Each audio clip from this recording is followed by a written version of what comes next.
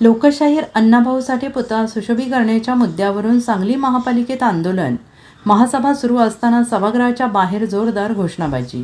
लोकशाहीर अण्णाभाऊ साठे यांच्या मिरजेतील पुतळ्याच्या सुशोभीकरणाच्या मुद्द्यावरून सांगली, मिरज आणि कुपवाड महानगरपालिकेमध्ये आज माजी नगरसेवक योगेंद्र थोरात आणि लोकशाहीर अण्णाभाऊ साठे पुतळा समितीचे अध्यक्ष भीमराव बंगलोरे यांच्या नेतृत्वाखाली मातंग समाज बांधवांनी जोरदार आंदोलन केलं आहे. महासभा सुरू असताना सभागृहाच्या बाहेर निदर्शने आणि जोरदार घोषणाबाजी करण्यात आली. यावेळी शहर अभियंता पृथ्वीराज चव्हाण यांना घेराव घालून त्यांना धारेवर धरण्यात आलं.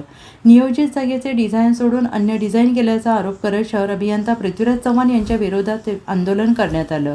परस्पर निर्णय घेणाऱ्या अधिकाऱ्यांच्या मागचा मास्टरमाइंड कोण आहे हा शोध घेण्यात यावा असा आरोप माजी नगरसेवक योगेंद्र थोरात यांनी केलेला आहे. दरम्यान अतिरिक्त आयुक्त राहुल रोकडे यांनी आंदोलकांना पुन्हा त्या जागेवर जाऊन पाहणी करून योग्य निर्णय घेतला जाईल असे आश्वासन दिले. त्यानंतर आंदोलन शांत झाले. यावेळी लोकशाहीर अण्णाभाऊ साठे पुतळा समितीचे अध्यक्ष भीमराव कृष्णा बेंगलोरे, महादेव साठे, किशोर धोंगडे यांच्यासह साहित्यरत्न लोकशाहीर अण्णाभाऊ साठे पुतळा समितीचे मिरजचे सर्व कार्यकर्ते, पदाधिकारी बहुसंख्येने उपस्थित होते. लोकशाहीर अण्णाभाऊ साठे यांच्या मिरजमधील पुतळ्याच्या सुशोभीकरणासाठी आमदार सुरेशभाऊ खाडे यांनी 50 लाखाचा निधी उपलब्ध करून दिलेला आहे. आता असलेल्या जागेच्या मागे लोकशाहीर अण्णाभाऊ साठे यांच्या पुतळ्याच्या चबुतऱ्यासाठी जागा नियोजित करण्यात आली. मात्र त्यामध्ये परस्पर डिझाईन चेंज करून पुतळा आत्ता असलेल्या ठिकाणापासून आणखीन पुढे उभा करण्याचं डिझाईन तयार करण्यात आलेलं आहे. अधिकाऱ्यांच्या मनमानी कारभारामुळे मातंग समाज आक्रमक झालेला आहे. आज महापालिकेमध्ये जोरदार आंदोलन करण्यात आलेलं आहे. त्यांनी सांगितले मागासवर्गीय समाजाला पहिल्यापासून संघर्षाशिवाय काय मिळत नाही. आधीच्या इतिहासात पण तसंच होतं ना, आज पण आम्हाला त्याचा प्रत्यय आलेला आहे.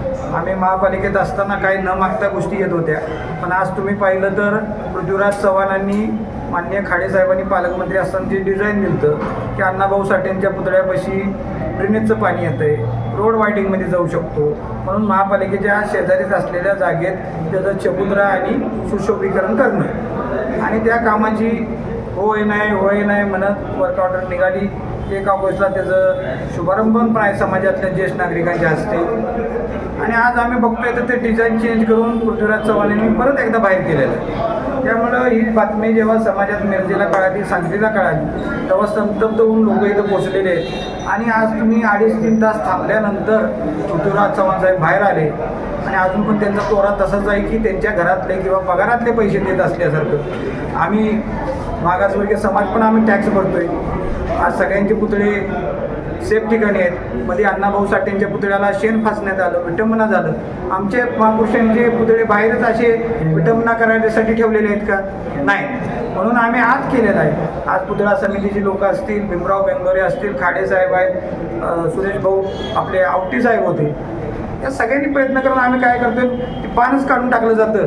आज त्यांना रोकडे साहेबांनी विचारलं पान कुठं गेलं, सांगायला तयार नाही. ह्याच्या मागं आहे कोण? ह्याच्या मागं कोण आहेत ते सांगा. खाडे साहेबांनी 50 लाख रुपये दिले होते, आज 23 लाख रुपये आहेत. तुम्हाला हे कोण करायला सांगायला लागले? आम्ही आधीच्या आयुक्तांशी बोललो, ते म्हणले आम्हाला प्लेस पण माहीत नाही.